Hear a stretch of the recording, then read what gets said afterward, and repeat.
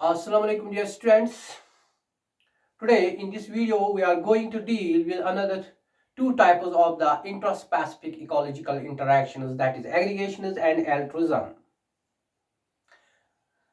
आज हम इस वीडियो में दो और इकोलॉजिकल इंटरैक्शंस के बारे में बात करेंगे। इसमें एक हम एग्रीगेशन के बारे में बात करेंगे, दूसरा एल्ट्रुइज्म भी देखेंगे क्या होती है। Let us start first with what are the aggregations.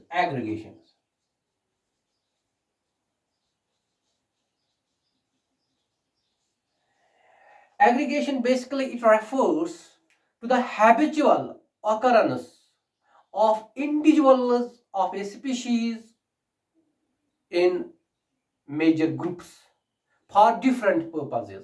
यानी कि यहाँ पे जो इंडिविजुअल्स एक स्पीशीज के जो इंडिविजुअल्स होते हैं, तो इसके जो ऑर्गेनिजम्स होते हैं वो यहाँ पे बेसिकली हैबिचुअली वो मतलब ग्रुप्स में रहते हैं। किसके लिए? फॉर डिफरेंट पर्पसेस, इनके डिफरेंट पर्पसेस, इनके जो मकसद होते हैं, तो उस मकसद के लिए ये फिर ग्रुपिंग में रहते हैं, जिसको हम एग्रीगेशन कहते हैं। चाहे ये purpose in the form of breeding होगा, माइग्रेशन होगी, या for food, for some other purpose. There are different purposes for which these organisms they become gregarious, they get aggregated, they remain in groups. तो उसी grouping को हम कहते हैं aggregation, grouping of the individuals of a species for various purposes. तो जहां तक इन एग्रीगेशंस का ताल्लुक है, they are broadly of two types. One is known as the temporary aggregation, temporary aggregation, and दूसरी जो है that is permanent aggregation. Now, what are the temporary aggregations? These are those aggregations where the organisms they become gregarious, they remain in groups for the shorter durations. On the other hand, these permanent aggregations are those groupings, or these are those aggregations in which the organisms they remain in groups, they remain collected for for major period of time, for larger durations. हाँ, तो पहले हम देखेंगे कहाँ कहाँ हम ये देखते हैं कि टेम्पररी एग्रीगेशन कहाँ पे हम ऑब्जर्व करते हैं। Let us take few examples. For example frogs, जहां तक फ्रॉग्स का ताल्लुक है, basically they are solitary, but at the time of breeding they become gregarious, यानी कि ये ग्रुप्स में फिर रहते हैं gregarious. They get collected, they remain together. जब ब्रीडिंग का सीजन आता है उस वक्त ये बिल्कुल ग्रुप्स में रहते हैं, तो otherwise they live the solitary life, they live in isolation. तो इसी तरह अगर हम एक और एग्जांपल इसमें देखेंगे, for example many solitary birds, बहुत सारे solitary birds जो होते हैं कि which are living, which actually live in isolation. But क्या होता है कि at the time of migration, जब ये migrate करते हैं, during migration these solitary birds they become gregarious, they come together, they remain in groups or in aggregations. तो इसी तरह अगर हम एक और एग्जांपल देखेंगे,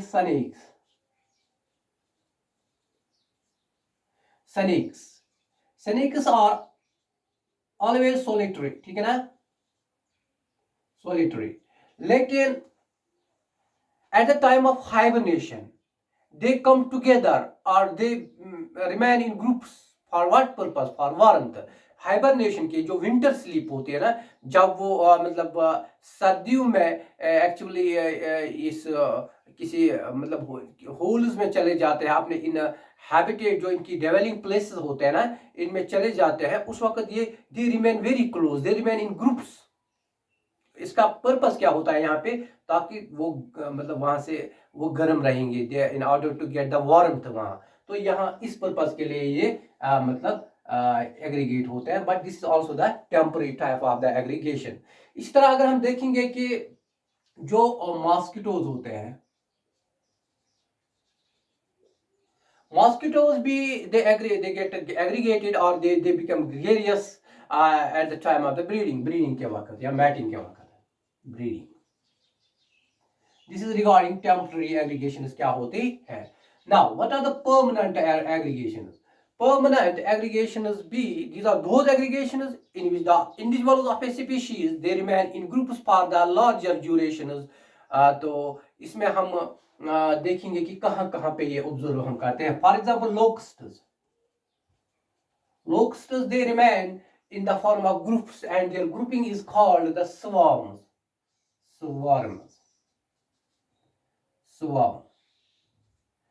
They remain in the groups, permanent groups of the permanent aggregation which is called swarms, है ना. तो locusts these are the species of the grasshoppers. इसी तरह एक और हम देखेंगे कि flying fishes.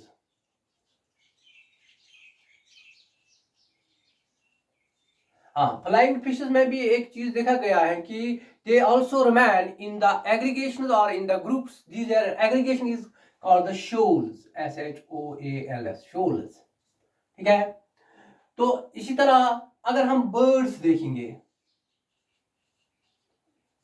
birds they also some birds they also remain in the permanent groups which is called the flocks. यानी कि वो flocks में रहते हैं.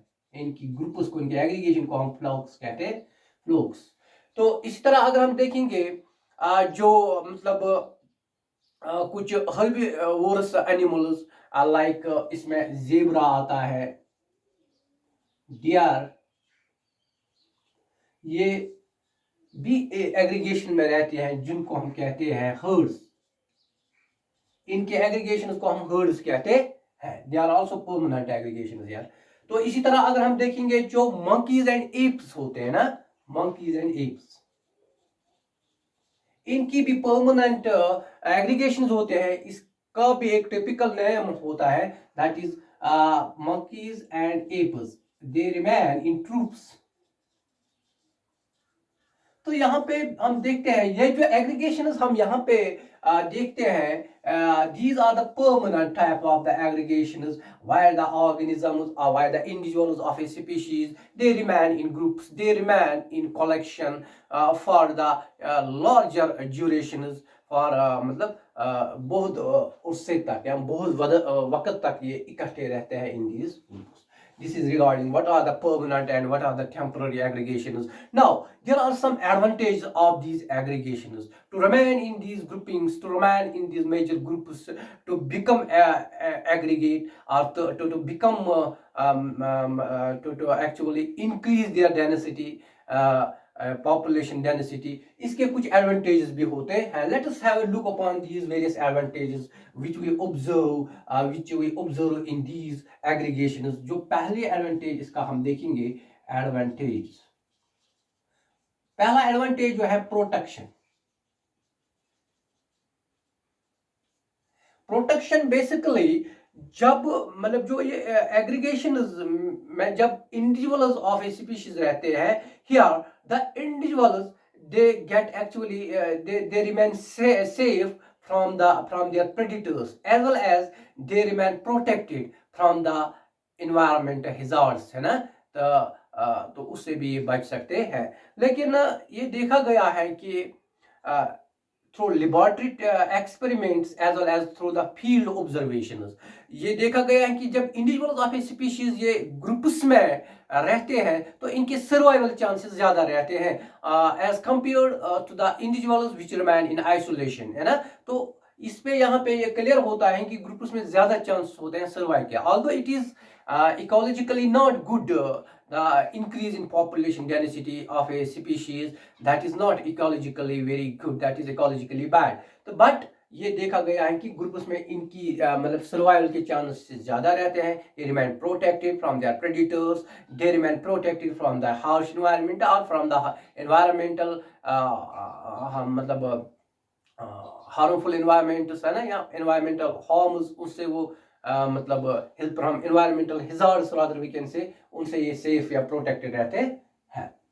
तो एक और एडवांटेज ये है. दूसरा एडवांटेज है फैसिलिटी इन सेक्सुअल रिप्रोडक्शन.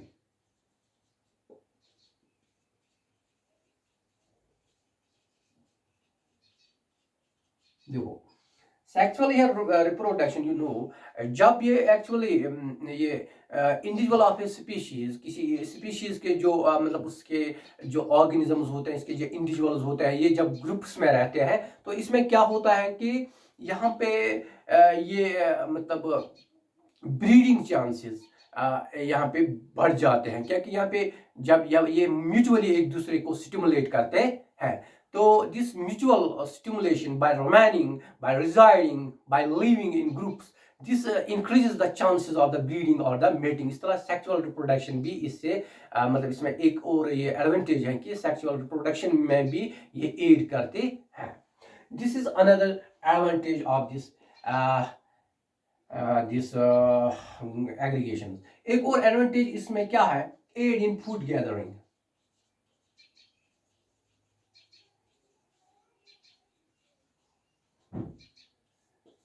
हाँ, एक और एडवांटेज इसका यह है कि इसमें एक और मतलब जो इंडिविजुअल्स होते हैं, जब एक ग्रुप्स में रहते हैं ना, जो इनके मतलब फूड्स मतलब जिन फूड्स के ऊपर ये फीड करते हैं, उसको डिस्कवर करने के चांसेस बढ़ जाते हैं। मतलब उसका मतलब वो टाइम जिसमें मतलब ये इसको टाइम लगेगा ना डिस्कवर करने में अपने अपने गुज़ा को, अपने फूड को, वो बिल्कुल कम होता है, क्योंकि वहाँ पे एक टीम वर्क होते हैं, वहाँ पे ये कलेक्टिवली काम करते हैं। तो इस तरह जो इनकी मतलब डिस्कवरी टाइम होता है फॉर देयर फूड्स, वो कम होता है इस एग्रीगेशन में रह के, ठीक है ना।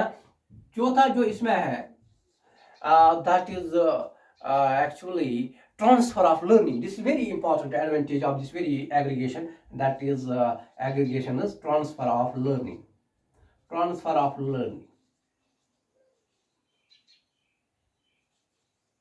देखो, ग्रुप्स में रह के यहाँ पे जो मतलब पेरेंट्स होते हैं, या जो सीनियर मतलब मेंबर्स होते हैं, या जो इनके हम कहेंगे कि ओल्डेस्ट मेंबर्स होते हैं, इसमें क्या है, इनके पेरेंट्स जो होते हैं इंडिविजुअल्स के, उनको क्या मिलता है कि यहाँ पे it becomes easier for them to transfer, यानी कि लर्निंग बिकम्स ईजियर।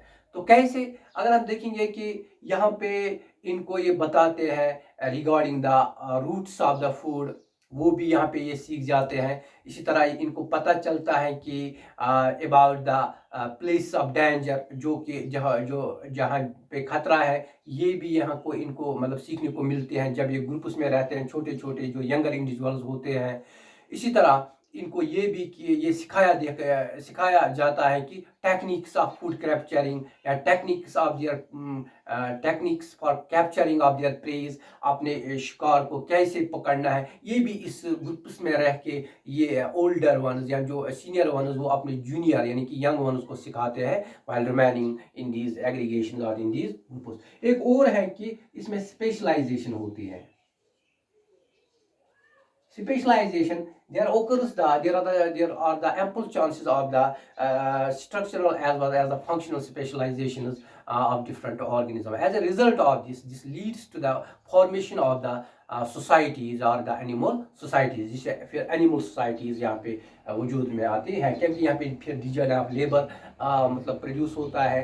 कोई वर्कर का काम करता है, कोई क्वीन का काम करता है, या कोई और मतलब डिफेंस का काम करता है, सोल्जर का काम करता है। इस तरह यहाँ पे एक सोशल हायरार्ची यहाँ पे हमें देखने को मिलती है। This is what we observe in these aggregations, how they are important, what are their various advantages, and this is all about these aggregations. Now this was the first the interaction, that is the aggregation. Now the another aggregation, then the other intraspecific ecological interaction is altruism. अब हम altruism के बारे में भी बात करेंगे। Altruism, altruism क्या होती है? बेसिकली ये एल्ट्रुइज्म हम यूं ऐसे डिफाइन करेंगे कि it is the behaviour in which one individual increases the welfare of other individual of A species at the expense of its own welfare। यानी कि अपने आप को, एक इंडिविजुअल अपने आप को सेक्रीफाइस करता है, किसके लिए? For the welfare of the other individual. जो इंडिविजुअल यहाँ पे altruism which shows this behaviour of altruism, इसको हम एल्ट्रुइस्ट कहते हैं। एल्ट्रुइस्ट, एल्ट्रुइस्ट और एल्ट्रुइस्टिक, एल्ट्रुइस्टिक इंडिविजुअल, ठीक है।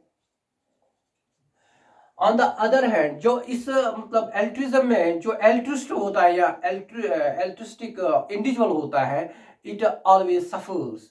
On the other hand, the other individual is favoured और गेट्स द बेनिफिटेड। तो this is what we call altruism, यानी कि दूसरों की भलाई के लिए सोचना, यानी कि दूसरी की बेहतरी के लिए सोचना, तो उस पर काम करना, इसी को हम कहते हैं एल्ट्रुइज्म। अगर अपने आप को कुर्बान भी करना पड़ेगा दूसरे इंडिविजुअल को बचाने के लिए, उसकी सेफ्टी के लिए, उसकी प्रोटेक्शन के लिए, तो इसको हम कहते हैं एल्ट्रुइस्टिक बिहेवियर और द एल्ट्रुइज्म। तो यहाँ पे जहां तक इस एल्ट्रुइज्म का ताल्लुक है, this altruism basically let's try to understand this very altruism by taking certain examples. इसमें एक हम एग्जांपल देखेंगे, that is known as the spotted deer. Spotted deer, देखो जहां तक इन स्पॉटेड डियर का क्या है, इसको कहते हैं चीतल हिरन, जो है ना चीतल हिरन या चीतल डियर जिसको हम कहें, ये basically this is the native species of the Indian सब कॉन्टिनेंट। ये इंडिया में ही पाई जाते हैं ये डियर। इसमें क्या होता है, देखो जब इनका किसी वक्त उनका जो हर्ड होता है, इनका जो काफिला होता है, उसके ऊपर जब कोई इंट्रूडर, कोई मतलब उनका जो प्रेडिटर होता है, वो जब उस काफिले पे, उस हर्ड पे अटैक करता है, उस वक्त क्या होता है कि इनमें जो मतलब स्टेक होता है, स्टेक, स्टेक भी it is a mail dear. यहाँ पे जो मेल डियर जिसको हम कहते हैं बारहसिंगा, मतलब दिस वेरी जो यहाँ का नर इसका होता है ना, नर हिरन, तो जिसके बेस्ट मतलब जिस एंटीलर्स होते हैं, क्या करते हैं बाकी इंडिविजुअल्स, क्या करते हैं वो इसको मतलब इसको लपेटते हैं, यानी कि इसके सराउंडिंग में आते हैं और इसको बचाते हैं, इसकी लाइफ को बचाते हैं मतलब फ्रॉम द किलिंग। और इस दौरान क्या होता है कि इसमें एक या एक से ज्यादा इंडिविजुअल जो डिफेंडर होते हैं वो इसमें किल भी होते हैं, लेकिन जो यहाँ पे जो बेस्ट होता है ना, जिसकी बेस्ट एंटीलर्स होते हैं स्टे के, तो वो उसको यहाँ पे मतलब प्रोटेक्ट किया जाता है। तो यहाँ पे भी हमें ये देखने को मिलता है कि how this altruism process is occurring और टेकिंग प्लेस। तो यहाँ पे ये भी, इसको हम एक एग्जांपल दे सकते हैं, या हम दूसरी एग्जांपल बीज में भी दे सकते हैं। जो शहद की हनी बीज जो होते हैं ना, यहाँ पे क्या होता है, जो बीज होते हैं ना, मतलब उसमें जो सोल्जर्स होते हैं ना, वो क्या करते हैं, वो पूरी कॉलोनी को डिफेंड करते हैं by sting to the intruders. तो उस वक्त किसी वक्त उसको अपने आप कि मतलब वो सेक्रीफाइस भी करना पड़ता है। यहाँ पे भी हमें इल्ट्रुस्टिक बिहेवियर इल्ट्रुस्टिक बिहेवियर देखने को मिलता है। These are the few examples which can be quoted for this process of altruism। तो इसी वक्त और इसी तरह इसका अब हम देखेंगे कि इस एल्ट्रुइज्म का एडवांटेज क्या है, इसका एक बड़ा फायदा क्या है। इसमें यही फायदा है कि जो कि बेस्ट वंस होते हैं, जो कि यहाँ पे बेस्ट इंडिविजुअल्स होते हैं, इनको इनको मतलब इनको सिक्योर किया जाता है, इनकी सेफ्टी के लिए यहाँ पे काम होती है, इनको प्रोटेक्ट किया जाता है। तो ये इसका या जो बेस्ट जो कॉलोनी होती है, तो उसको भी यहाँ पे प्रोटेक्शन मिलती है। This all regarding today's topic, that is एग्री what are aggregations and what is this process of altruism. आज तो हमने इसके बारे में बात की। इंशाल्लाह in the next video we will take another sub topic और we will take another ecological intraspecific introduction. Till then, फी अमानिल्लाह।